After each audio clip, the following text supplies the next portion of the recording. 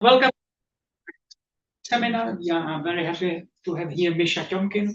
He traveled from far away, positioned Malá Strana. I think it's 2 meters tops or something. So, anyways, it's great to have here also people from Malá Strana and maybe like spark a bit of more talking between our departments. Anyhow, we will learn something about representability of matroids. Representability of my title, but close enough, close enough. It was a abstract, wasn't it? Was play a rigidity, matroid, something. I'm sorry. I don't know about. Maybe. No, I'm sorry. Rigidity. But when you say matroid, representability is not a bad word in general. So let's walk with that. And the title may sound scary, but I'll start very, very gentle. Let's down some combinatorics, and we'll get a little bit of matroid later. So I have 45 minutes left. So let me start with a simple combinatorial question about directed graphs. Which cubic means irregular, every vertex has degree 3 graphs, and every graph is finite in this stuff, let's just agree. Graph admit an orientation, so we orient every edge this way or that way, such that,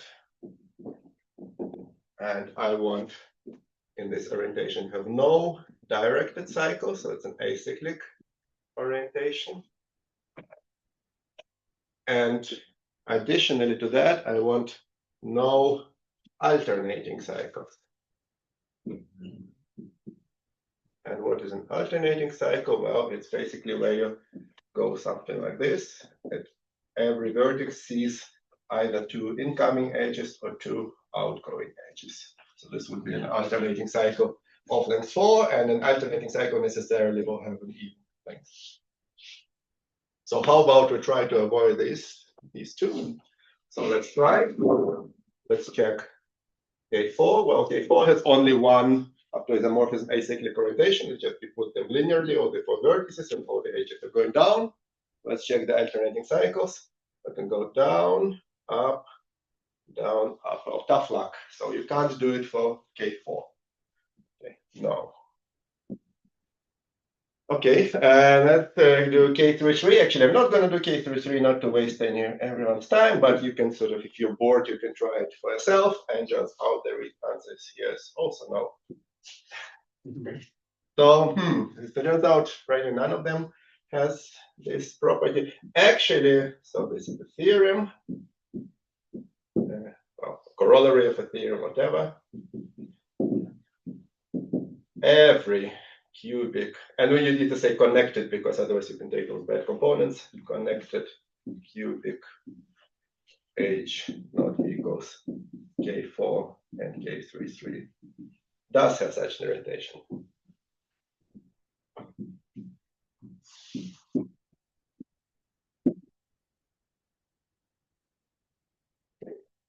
And so I'm going to talk about this and related results, and they kind of lead to those matrices naturally. So the funny thing here, there are several funny things here. First of all, yeah, it's like a very simple combinatorial statement of which the proof that I currently have is not entirely combinatorial. There may be just a way to prove it directly. I didn't try hard enough, so I'll still be able to say it's a statement I have combinatorial proof of. But you can see directly and very quickly that the statement is almost trivially almost true.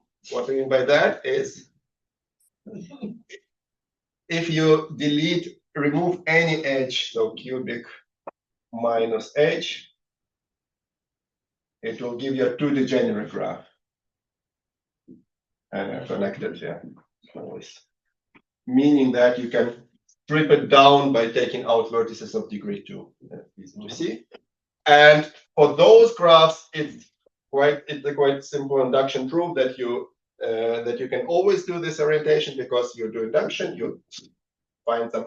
By the way, acyclic orientations of graphs, essentially that's the same as vertex orientation. They're always induced by vertex orientation. With acyclic orientation, it induces a poset on the vertices. You take an arbitrary linear extension, so it's not unique that way, but there is always a vertex orientation that realizes orientation. So Then you do induction.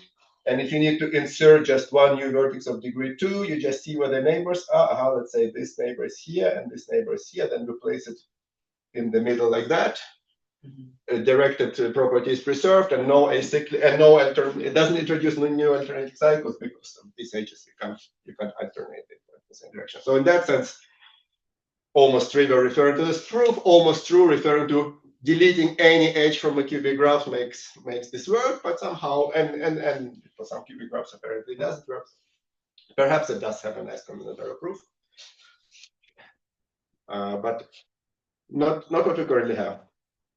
So, and let's study this property, these orientations, in a little bit more detail. Let me write something here.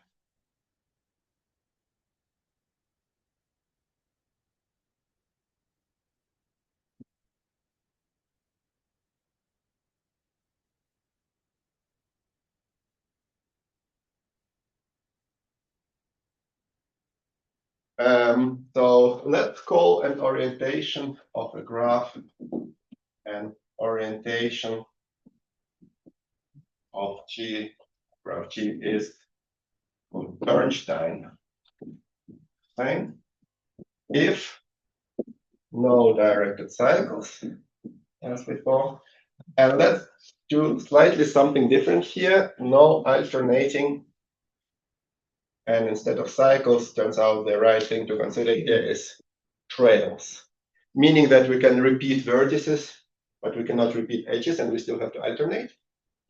A walk that comes back to the same vertex, not repeating edges, but might revisit vertices. Now you would ask, like, hang on, can't we just break down an alternating trail? And then say, well, not quite because of the parity issue. So here is an alternating trail.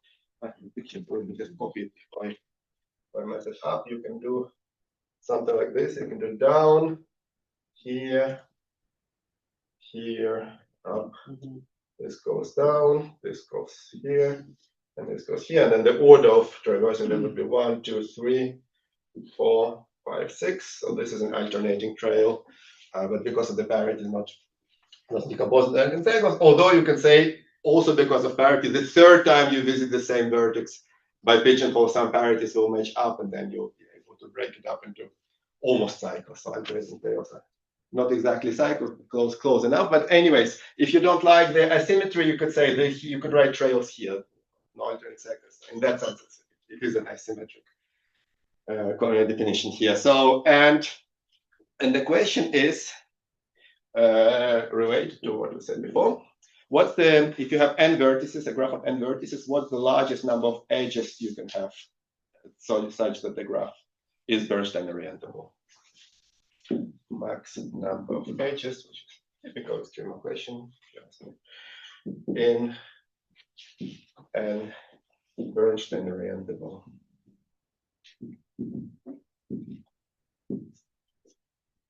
and vertex graph. So we saw in the previous slide that these two degenerate graphs, they're Bernstein orientable, and you can start with an edge and then add, for example, do this, or you could add any other, the vertices of degree 2 in any other way. That would give you 2n minus 3, and that's Bernstein orientable.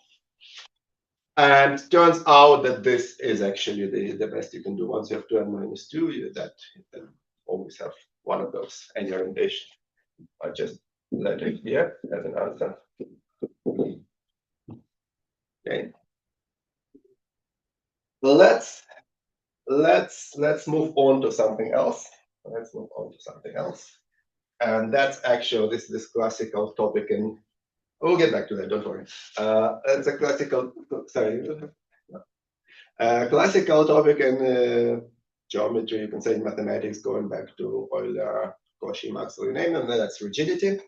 I'll be very, very informal about that time. So rigidity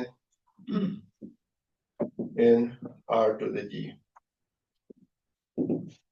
And imagine you have a graph and you realize it as a framework of bars and joints. So you have like metallic rods here, and they're connected somehow like this.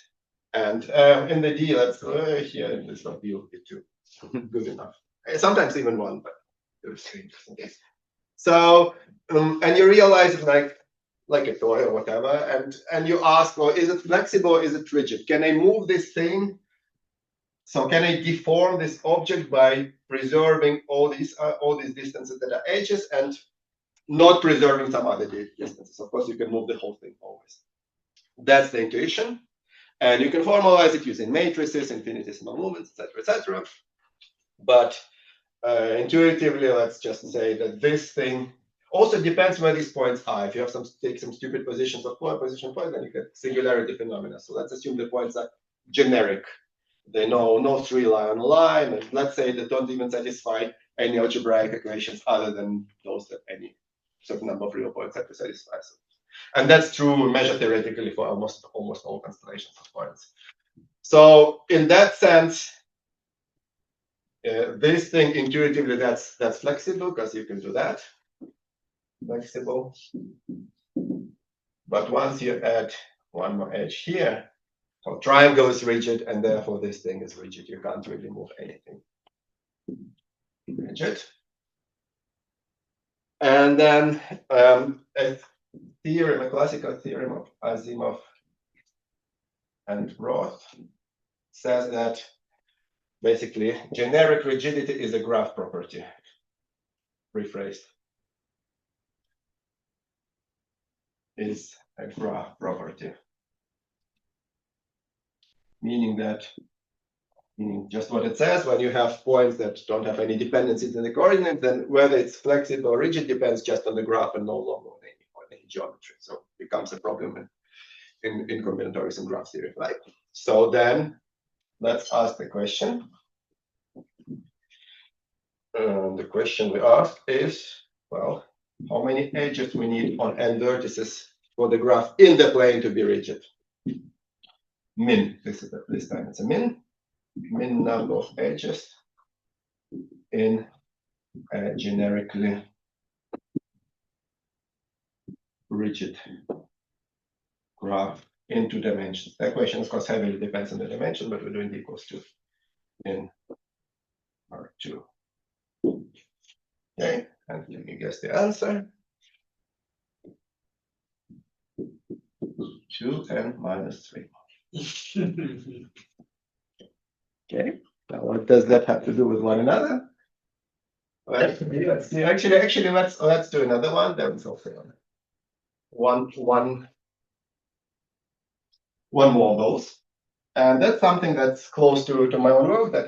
This is where my interest in this whole area is coming from. This is the so-called weak saturation. Let me define what it is.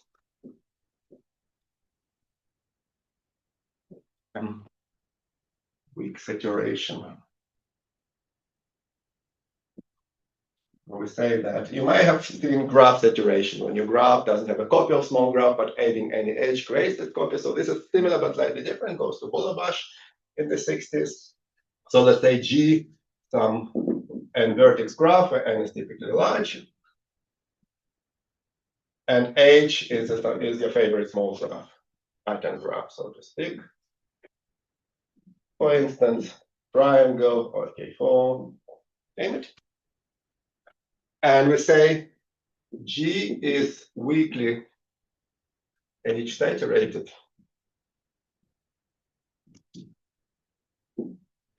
if you can add all the missing edges one by one to G. So this is Kn, the ambient universe. This is G, some edges, and you want to add those edges that are not in G one by one to the graph. And doing so in every step, you want to create a new copy of your small pattern graph H. If missing edges can be added, all missing edges can be added to G one by one, creating a copy of H, a new copy of H. So that new copy needs to make use of the last edge added at every step. And then the weak saturation number, the extreme problem here, and H is the mean number of edges such that G has n vertices and is weakly H saturated. So, for instance, if H is a triangle, A3, then you can see quickly that every tree is weakly saturated because you just add the edges one by one and just do it right. Not much even proving that, it's just evidently true. What's more interesting is that you need n-1 edges because if you have less, then your graph is disconnected.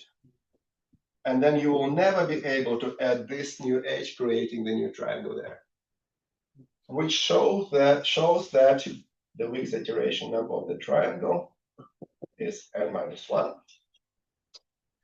And the proof is nice and elementary. How about K4 of n K4? Well, you can sort of play with similar constructions. So trees are one degenerate graph, so you can try two degenerate, something like this two degenerate star thing. Turns out you could just add all these edges in any order. But in fact, for any two, if you start with an edge and then add vertices of degree 2 successively, you get for any such two degenerate graph will be K4 weakly saturated. So that's the upper bound. Can you do, and that's 2n-3. Can you do with fewer? Turns out you cannot. So this is actually 2n-3. Okay. And funny part is, so this has been studied for cliques with Lovas and Kala in the 70s and 80s, giving different proofs of this weak saturation number for the cliques. Funnily enough, none of those proofs is combinatorial. They all use some sort of algebra or geometry. Actually, no, I'm not going to say there is a combinatorial proof arguably for 4, 5, 6, but it's maybe a bit sporadic, a bit ad hoc. Let's say that. And okay, so that is also 2n-3 apparently. And now, what is the unifying theme of all three problems described? Well, that's the title of the talk. Those are the plane rigidity matroids. May I ask a quick show of hands? Who knows basics of matroid theory? Almost everyone. We don't need anything beyond basics. At some point, I'll start talking about.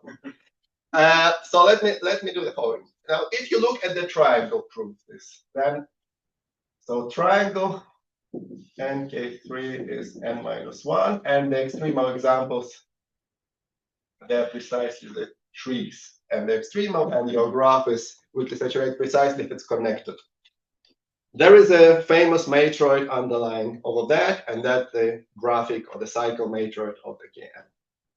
So graphic matroid, which means graphic or cycle matroid of the KN. So, and that's something you really teach in the first course in discrete mathematics combinatorial. So we have the trees, we have the forests, we have the cycles. You add one edge to the tree, it creates a unique cycle. You could remove that edge from that cycle, gives you another tree, and so on and so forth.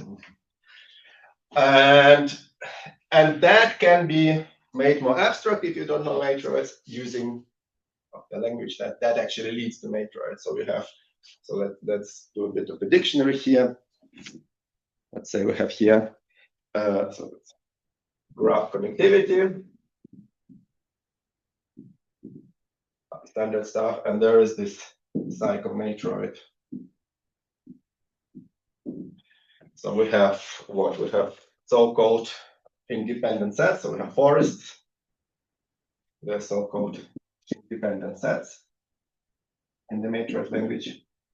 And the reason also because it links to linear algebra. So you can all formalize it as some sort of systems of vectors, and the independent sets will become independent sets of vectors in the linear algebra sense. But the matroid phrasing is more general. Some matroids are not representable. Anyways, ours will all be representable in this talk. So forest The analog of forests would be independent sets in the matroid language. The analog of trees would be bases. And the analog of cycles, what is the cycle? In this sense, what we care about, the cycle is the minimal non-forest. So delete any edge, get the forest, if and only if. And by the way, we associate graphs with the edge sets. So those things such as isolated vertices.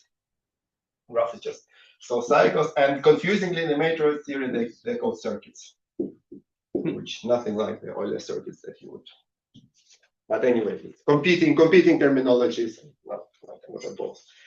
So, and then you have these axioms of what they should do in the matroids, and they kind of mirror what they do in the graphs. Like I said, you can take tree, delete an edge, add an edge, and so on.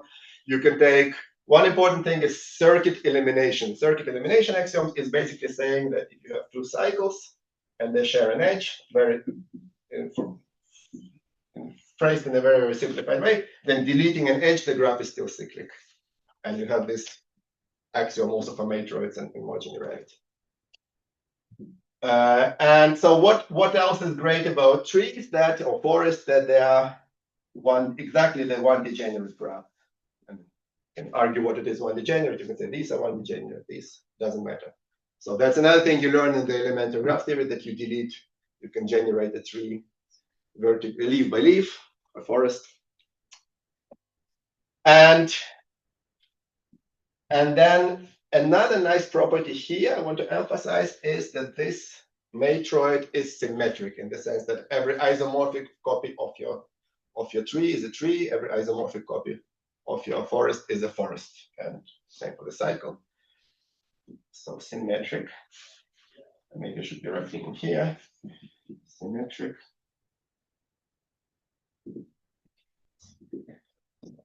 Invariant under isomorphisms. And lastly, one nice property of this object that I want to emphasize, it's hereditary, meaning that if you take a forest and you look at it as a set of edges on a larger ambient vertex set, it's still a forest, and a cycle is still a cycle. So hereditary. So forest on n vertices is a forest on m vertices, if m is at least the size of the forest. And a matroid with these two properties, or actually a family of matroids. Matroid is a fixed object for fixed n, but a family of matroids living on graphs with these properties, it's also called matroid of families. Matroid of family. A matroid of family of graphs. So this is the basic example of a matroid of family. Some point people ask, oh, are there more of them? Then it's kind of easy to see there are infinitely many matroid of families that you can construct. Then actually people prove there are uncountably many matroid of families. So this object it's particularly nice, but it's not a singularity, just taking just these. But together, of course, with all of these and with the connection to graphs and connectivity, we don't need to preach that trees are rather remarkable objects, and that's why I would like to teach them in the first year. Now, what if I tell you, and trees have n-1, so n vertices and n-1 edges. Now, why am I saying this? It's essentially trivial things I've been saying. But what if I tell you that for 2n-3, you have a family almost as nice as the family of as this matroid. So it will have analogs, sort of higher dimensional analogs of forest tree cycles, independent set spaces, circuits. It will encapsulate two degeneracy. It means that we no longer will have that if and only if, that the graph is a forest if and only one degenerate, but it will contain all these two degenerate graphs. And it will also be symmetric and hereditary. In that sense, it is a matroid of family. And moreover, it will be closely linked to the first three problems I described in the first half of my talk. And what if I tell you additionally that there is not just one such family onto an of rank, that's the other the matrix linker of rank 2n minus 3, but at least two of them. And the names of those families are R and H. R as in Raman, and H as in Kalai.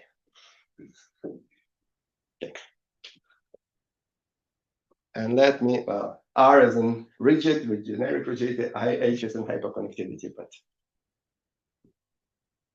goes back to, definitely the best one goes back to Kalai. You can argue that definitely Raman contributed to R, maybe not the originator. So let me now describe those matroids, those families of graphs, if you prefer this language, and tell something about their properties and how they relate to the problems previously discussed, and state some new results. So let's start with R. And can you also use the vector? You can move it up. Do you want me to? I just don't like leaning over. Yeah. It's up to you. Okay. For now, fine.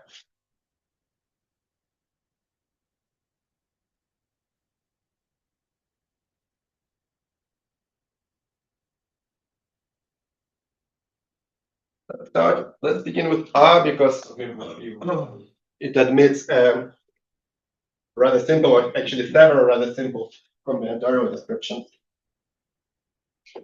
So R originally it is actually those are graphs that so it has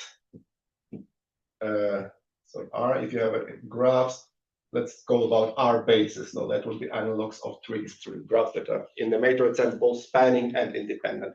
So R bases that are they're graphs of on n vertices and with 2n minus 3 edges that are generically rigid. That's not a combinatorial description, but that's what they originally were defined as. Rigid and R squared, bringing us to the second example of the first three. And then actually this is the Laman theorem, or actually Gehringer-Laman theorem, that gives a combinatorial description of those, and it goes as follows. This is here.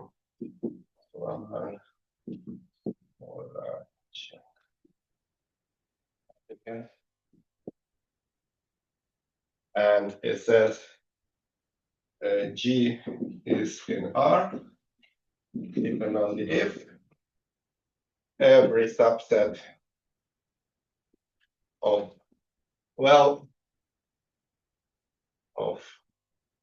let me say, because here the basis is R independent, meaning that here we talked about bases.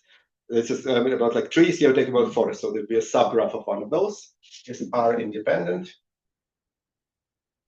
If every subset of M vertices, get to M somewhere between 2 and N, any number, induces at most 2M minus 3 edges.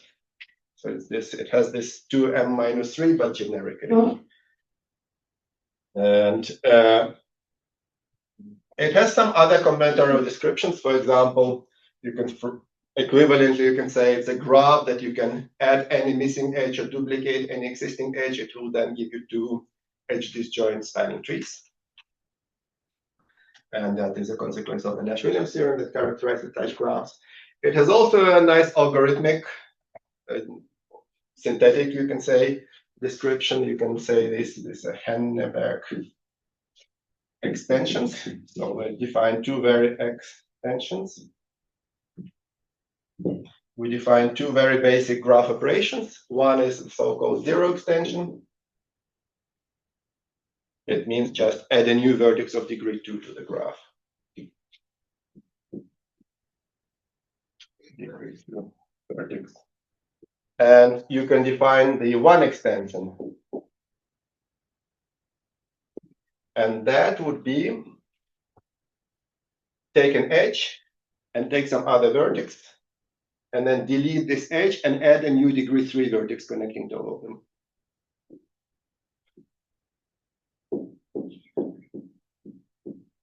Like that. And here you could have had edges or not here. It doesn't. It's all of that would be valid. Degree 3. Delete one edge between its neighbors. And then an equivalent description of the graphs in R would be G. So let's go back here to bases. G is in R base if and only if it can be generated from an edge using a sequence of 0 extensions and 1 extensions. It's not a trivial fact that these two are equivalent, but you can show it basically using some forms of exclusion and graphs if can be generated.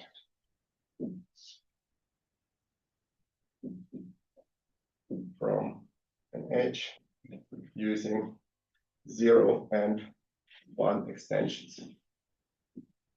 So in particular, we have, if we just focus on the 0 extensions, it means that every 2 degenerate graph would be R independent. And there are more combinatorial descriptions, but let me not go there. So that was R. Let me see if I want to say anything else about it.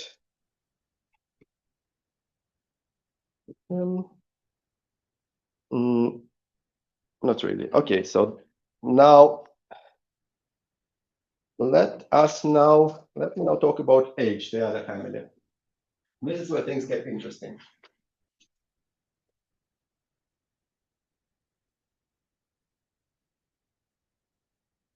H. So those are also graphs with n vertices and n-2 and -3 edges if you take the basis. But originally they were defined in terms of exterior algebra and didn't have a good combinatorial description. Then you can get rid of the exterior algebra and phrase it just with matrices. So here this matrix, and look at its so-called row matrix. So look at all collections, all subsets of rows that are linearly independent. Defined by exterior algebra in Mykhaylo in the 80s. Algebra, matrices, so on. And it turns out they're quite useful in coding. So now I'm talking about things I really don't understand. Turns out that H and some related matroids on bipartite graphs can be used to construct some really good codes. If certain properties, certain conjectures about them are true, then good codes can be constructed. This has been shown recently.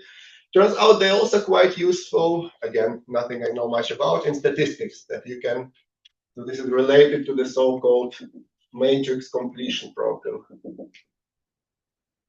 where you take some matrix that's either general or symmetric or skew symmetric, and you ask like a riddle where you, okay, so let's say it's skew symmetric, so there are zeros here, and then you put asterisks here, meaning that this is unknown, and you put numbers here, Aij, and you ask for which choices of numbers and asterisks can you complete it so that it has at most certain rank, in that case rank 2. And you choose, again, there is some, you want these numbers to be generic and avoid some coincidence. Turns out that that's closely related there to this problem. And if you can, and these matrix completion problems, in turn, they're useful in statistics because they arise as maximum likelihood estimators in some statistical models. Anyway, so but then we didn't have a good combinatorial description until Bernstein in 2017 came up with one, and it says that you are H independent if and only if you are Bernstein orientable. So no alternating, no directed to alternating trails.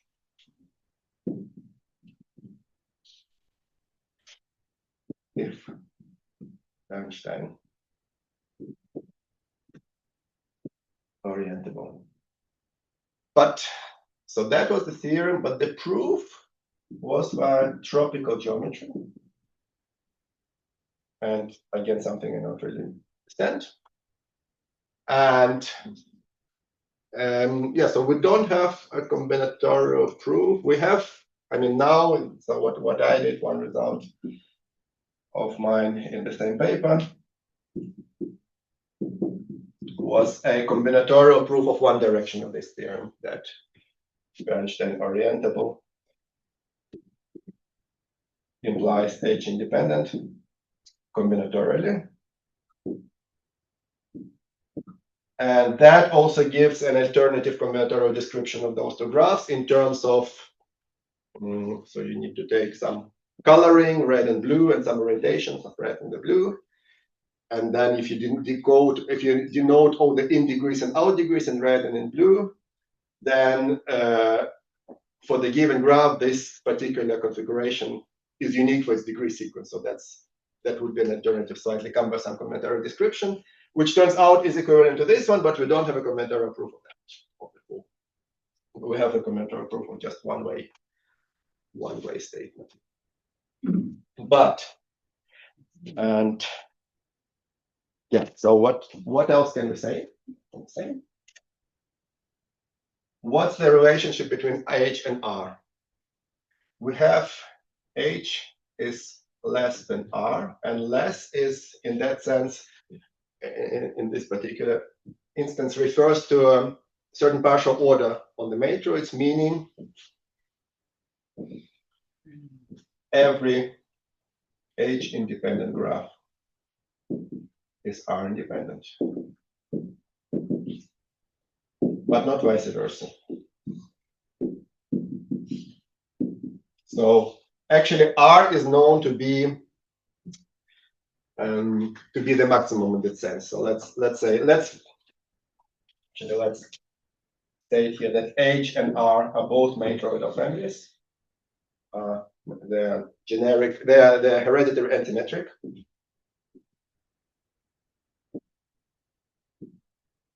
Next, we should say that K4 is a circuit in both of them. So K4 minus NH would be independent. It's to degenerate in R and H. But K4 is not in a circuit in both. And they're also both invariant under zero extension. So you can add or remove vertices of degree 2, not changing the status. And turns out, and that these properties, they define the so-called abstract rigidity matroid, or as I call it in my paper, the two rigidity family of graphs. And it turns out that any two of these conditions, and they have rank, so of rank 2n minus 3. So any two of these conditions imply the third, so there's some connection here. Anyway, so this is two rigidity families, and then you can define on them a partial order, says one is greater than another, it has more independent sets. And it turns out that R is the unique maximum. That is a known theorem. So H is has strictly fewer independent sets, and the first graph where they differ is K33. So K33 is a circuit in H, as we saw, as I stated on my first board, and it actually is independent because we can check this in R. So now you can ask, are there any other two rigidity families? And the answer is we don't know. It would be interesting to see if they exist, but what I could prove, if K33 is a circuit in a two rigidity family M, then M is R. So there are no other families where K33 is a circuit. Sorry, not a circuit, independent. Independent. So in every other family, it has to be a circuit.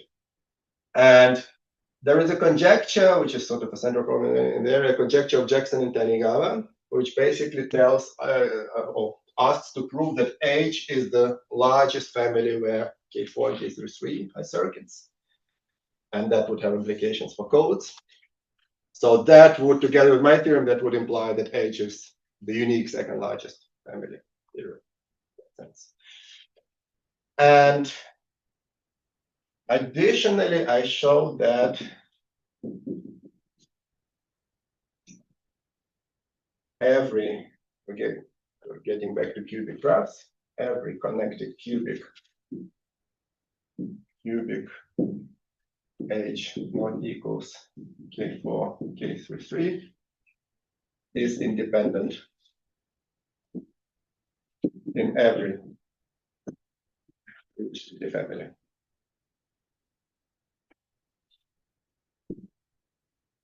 In particular in H, and that implies the theorem of the corollary from the very first part, of which I really understand only half of the proof because the other one uses tropical geometry. And so this was a question asked by Gil Kalai in the same paper, 85, where he defined the hyperconnectivity. He asked it more specifically. He asked, is it true that every 3 connected cubic planar graph is a circuit in some family? Maybe he thought something about polytopes. So to answer it negatively would be enough to find just one, but we basically answered negatively in the strongest form possible. Essentially, none of them is ever a circuit. Okay. No. Now I have 3 minutes to talk about the proof. Well, the proof it uses some elementary graph theory, the Zykov symmetrization, which is you delete one vertex from the graph and you add a clone of another vertex. So what you do is, let's talk about this. So if your graph is cubic, so first of all, connected, there is a technical part where you reduce it to the case of 3 connected graphs. So assuming your graph is 3 connected, and assuming that it's a circuit, then by counting, because it's 2n minus 3, then it will have a vertex of degree 3 always. And then what you do is you clone it, take another vertex of degree 3 here like that, and you delete some edge somewhere from your graph. And that, you remember, I drew this circuit elimination axiom for the cyclic matroid. It turns out that can be applied in this setting, meaning by the axioms of matroid theory, if this was a circuit, then with the blue one, then with the red one, it's isomorphic. And because we have symmetry, we say it's also a circuit. So this is a circuit, this is a circuit. And because we have heredity, we can take the union and look at the matroid for where we increase the number of vertices by 1. That's also important. So then in this thing, those 2 are circuits, then we can apply circuit elimination and delete this edge.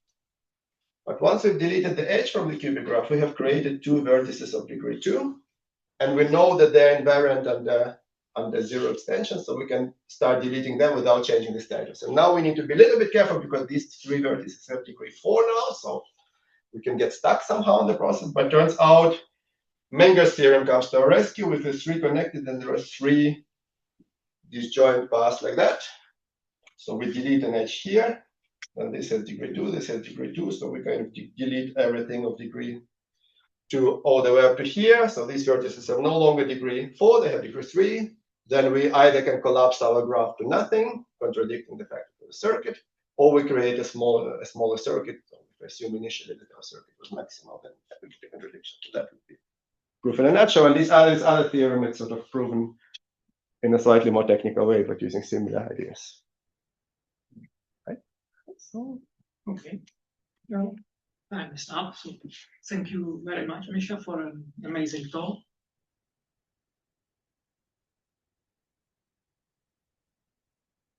The questions? Do you know anything algorithmic about checking whether a graph is H independent? Very good question. Yeah. So for R, this is of course known because you can do, just for the audience, you can check algorithmically the R independence, for example, with these 2 spanning trees, and then you can formulate it as a flow problem. For H, it's not known. So these Bernstein orientations give an NP certificate. You can always check. We don't have a co-NP certificate, let alone. So tell me quickly that the graph is not independent. That being said, there was this paper by coding people recently, and they proved conditionally on one of these conjectures, on this Jackson-Tanigawa conjecture, actually it's even older Mason conjecture from 1981 about so-called tensor products of matroids, that if that conjecture holds, then there is a polynomial algorithm for recognizing them. But yeah, can that proof using some coding theories, so only briefly skimmed it. I couldn't summarize it, even if I understood it. Is there some 3-with-2 related backstory happening, or is it just a coincidence that, I mean, those maximal K4 graphs, or those 2 degenerate 2n minus 3 graphs, they also serve as like this defining family for 3-with-2? Oh, I don't know. Could be. Yeah, good question. I think this is very much unexplored. So there is, I mean, I guess maybe if you go one dimension higher, then that's 3n minus 6, and that's another famous number.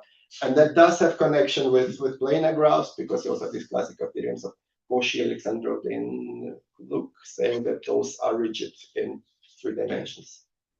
So I guess probably yes. But and then you can do like something like bipartite planar. They have 2n minus 4, and then known to be actually not just in R but also in H. It's also known. So probably yes, but a good thing to look at. Yeah. So, but point being that these graphs, they, since my childhood, since my undergrad or something, I was wondering about, the 1 degenerate graphs, and they're so nice, the trees. Why don't we have anything nice for 2 degenerate? But it turns out to actually do. So this gives you natural envelopes for 2 degeneracy. Are there some more questions? Anybody online? Simon? Okay, well, thank you, Michal. Thanks a lot again.